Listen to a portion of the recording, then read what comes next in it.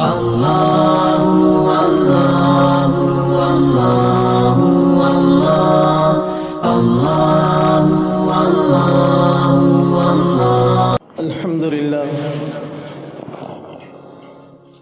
لله الذي لم يزل ولا يزال حيا قيوما مدبرا سميعا بصيرا، واشهد ان لا اله الا الله وحده لا شريك له، واشهد ان سيدنا ومولانا محمدا عبده ورسوله. اما بعد، فاعوذ بالله من الشيطان الرجيم. بسم الله الرحمن الرحيم. وَلَقَدْ عَلِمْتُمُ الَّذِينَ اعْتَدَوْا مِنْكُمْ فِي السَّبْتِ فَقُلْنَا لَهُمْ كُونُوا قِرَدَةً خَاسِئِينَ فَجَعَلْنَاهَا نَكَالًا لِمَا بَيْنَ يَدَيْهَا وَمَا خَلْفَهَا وَمَوْعِظَةً لِلْمُتَّقِينَ. صدق الله العظيم وصدق رسوله النبي الكريم، ونحن على ذلك لمن الشاهدين والشاكرين، والحمد للہ رب العالمین.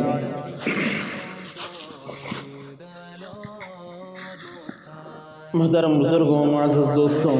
اللہ کے لاڈلے اور پیارے بندوں، ساری دنیا کی دولت کسی کو دے دی جائے، ہفتے اقلیم کی حکومت کسی کے قبضے میں آ جائے،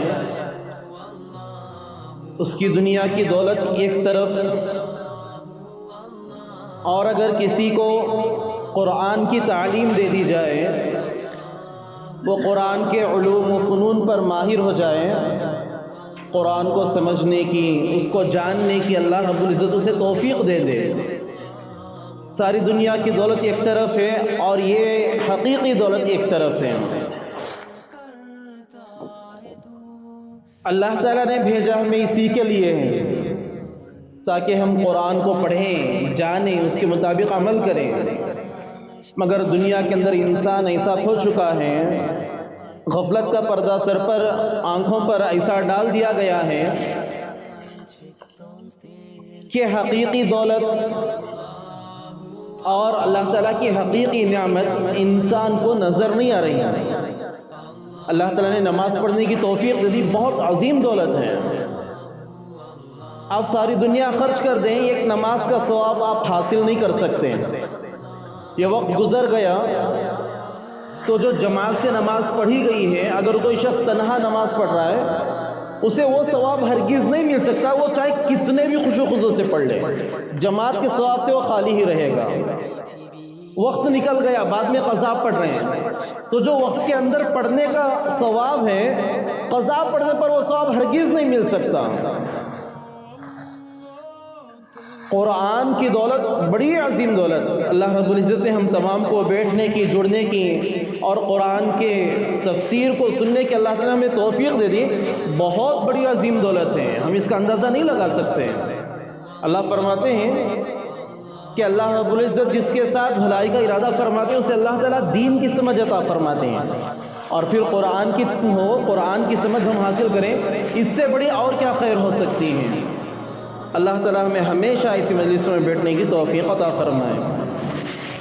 الحمدللہ اب تک 60 پر 4 آیتوں کی تفسیر ہم نے سنی ہے. سورہ بقرہ کی، سورۃ الفاتحہ کی تفسیر ہم نے سنی. سورہ بقرہ کی 60 پر 4 آیتیں الحمدللہ اب تک ہو چکی ہیں. اس کے اندر اللہ تعالیٰ نے قرآن کریم کس لیے اللہ نے اتارا، قرآن کی کیا قدر و قیمت ہے کہ ذالک الکتاب لا ریب فیہ، قرآن ایسی کتاب ہے جس میں کوئی شک کی گنجائش ہی نہیں. ساری دنیا میں یہ ایک واحد کتاب قرآن ایسی ہے جو کھلم کھلا اعلان کرتی ہے کہ اس میں کوئی شک کی گنجائش نہیں. غلطی تو بہت دور کی بات ہے، شک کی بھی گنجائش نہیں ہے. کوئی اس میں غلطی نکال کر دکھا دے. قرآن کہتا ہے، اللہ تعالیٰ صاف اعلان فرماتے ہیں، قرآن جیسی کوئی صورت لا کر دکھا دو، چلو مکمل صورت میں کوئی آیت ہی لا کر دکھا دو، قرآن جیسا کچھ تو لا کر دکھا دو کہ قرآن اللہ کا کلام ہے، ایسا کوئی پیش نہیں کر سکتا. صاف اعلان. ہم نے آیتوں کی تفسیر میں وہ چیزیں سنی تھیں. پھر اللہ تعالیٰ نے انسان کی تخلیق کے بارے میں مکمل تفصیل سے بیان فرمایا. اور اس کے بعد بنی اسرائیل سے اللہ تعالیٰ مخاطب ہوئے، کیونکہ جب قرآن نازل ہوا مکہ اور مدینے کے اندر، اور یہ سورۃ البقرہ مدینے کے اندر نازل ہوئی، مدنی سورت ہے، تو مدینے کے اندر اکثر مسلمانوں کے اطراف و اکناف میں یہود رہا کرتے تھے،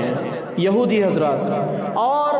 وہ بار بار اللہ کے نبی صلی اللہ علیہ وسلم سے، مسلمانوں سے معارضے کرتے رہتے، چھیڑ چھاڑی کرتے، کبھی کہتے کہ اچھا ہمارے فلاں واقعے کے بارے میں بتاؤ، کبھی کہتے کہ اچھا تمہارے نبی سچے ہیں تو ان سے اس بارے میں سوال کرو، کبھی آ کر خود اللہ کے نبی سے پوچھتے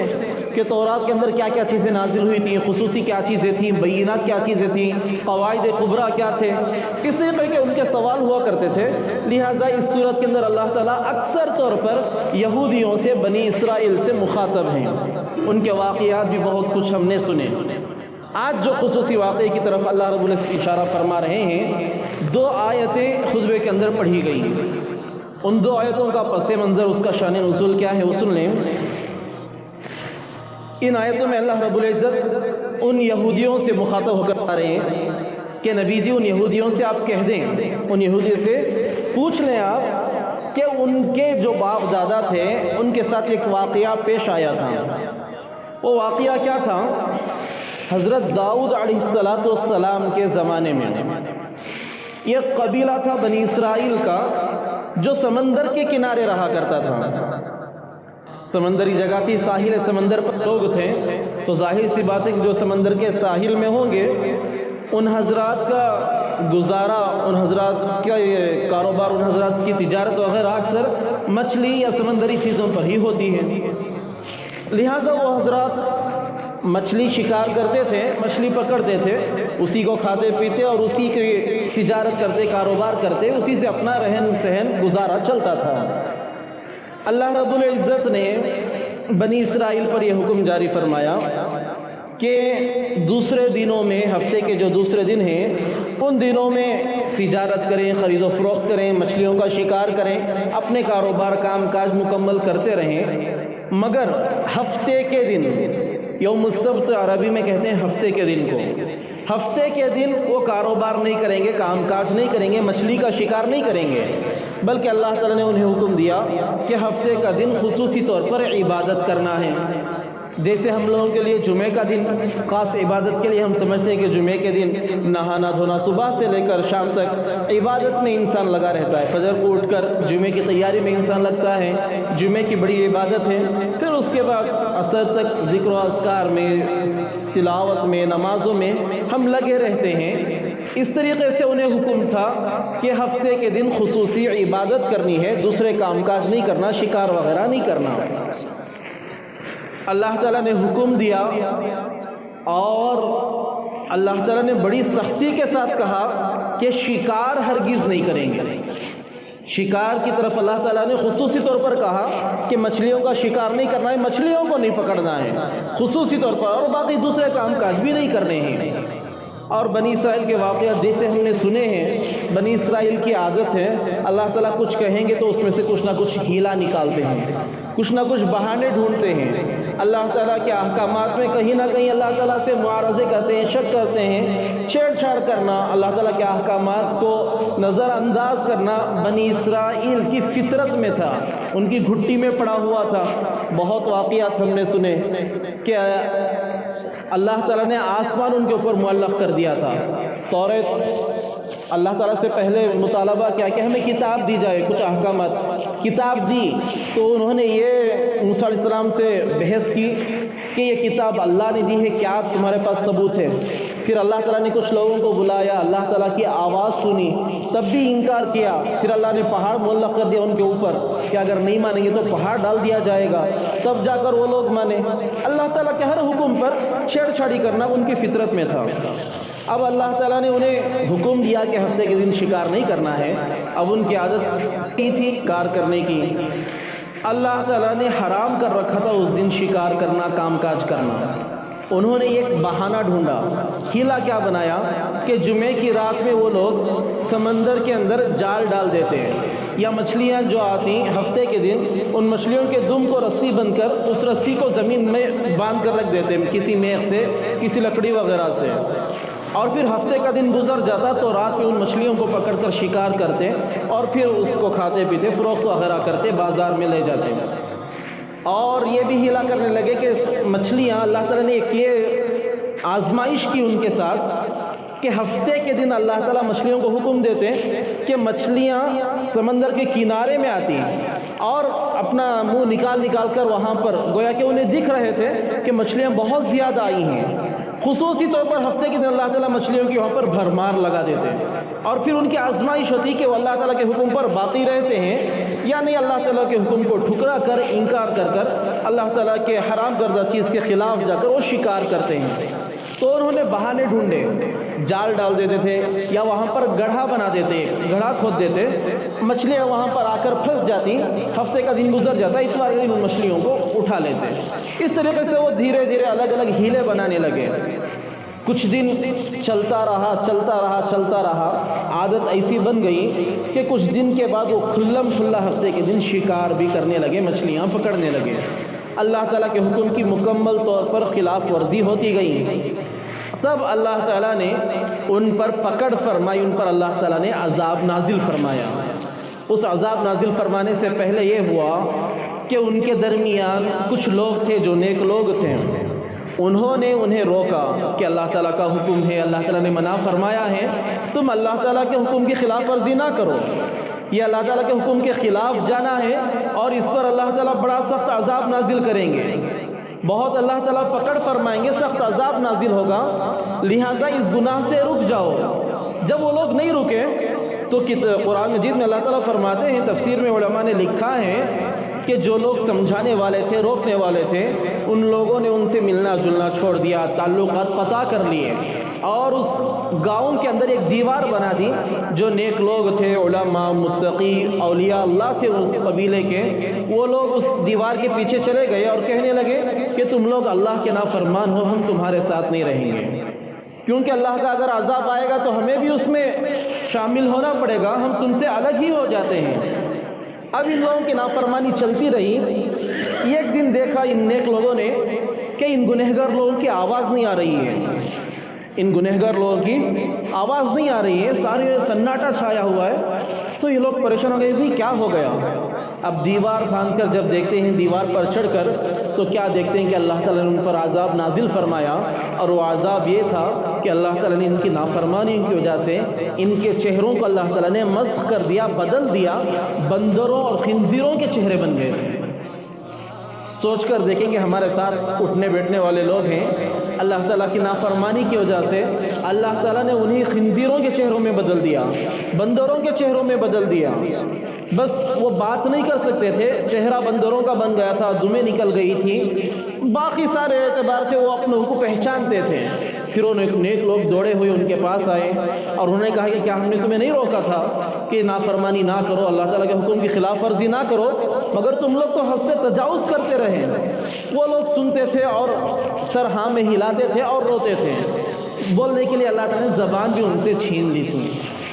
اور پھر علماء نے لکھا ہے کہ کچھ دنوں کے بعد اللہ تعالیٰ نے ان کی نسل کو ختم کر دیا۔ جیسے سوال بعض حضرات یہ کرتے ہیں کہ آج کل جو بندر اور خنزیر وغیرہ نظر آتے ہیں، مشہور بھی ہیں، کہ انہیں دیکھنے کے بعد کہتے ہیں کہ موسیٰ علیہ السلام کے قوم پر، بنی اسرائیل پر جو عذاب آیا تھا یہ انہی کی نسل سے ہیں۔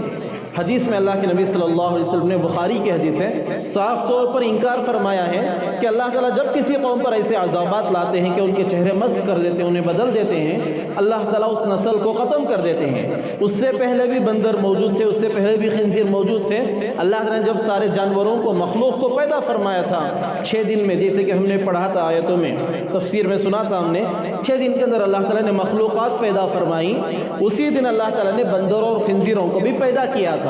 ان پر عذاب نازل ہوا تھا وقتی طور پر، فرماتے ہیں مفسرین کے 3 دن کے بعد وہ قوم تباہ و برباد ہو گئی، اللہ تعالیٰ نے اس نسل کو ختم کر دیا۔ لہذا مفسرین لکھتے ہیں کہ اللہ تعالیٰ کی حرام کردہ چیزوں میں استہزاء نہیں کرنا چاہیے،